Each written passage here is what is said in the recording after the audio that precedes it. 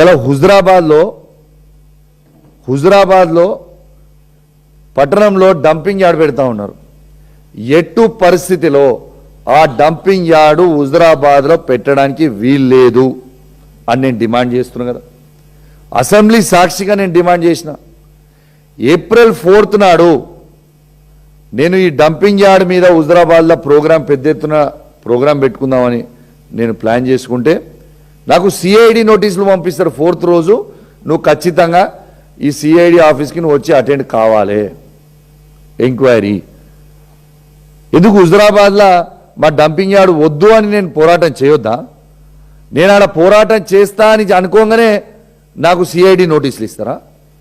4th కాకపోతే 5th ఇవ్వాల్సింది, 6th. 4th రోజు నా ప్రోగ్రామ్ ఆడ డంపింగ్ యార్డ్ కింద ఉంది కాబట్టి సిఐడి నోటీస్ 4th ఇస్తావు. సరే 4th నువ్వు ఇచ్చినావు, నేను వస్తా, చట్టాన్ని గౌరవిస్తా కావచ్చు. నేను 5th రోజు, 6th రోజు, 7th రోజు పెట్టుకుంటా. ఎట్లా ఆపగలుగుతావు?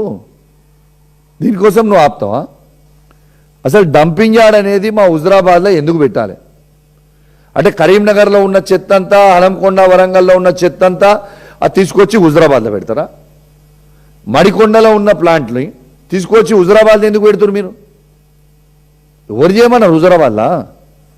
మేము ఎట్టు పరిస్థితిలో హుజురాబాద్లో డంపింగ్ యార్డు ఈ కాంగ్రెస్ ప్రభుత్వం పెడుతుందంటే మాత్రం ఊకునే ప్రసక్తే లేదు.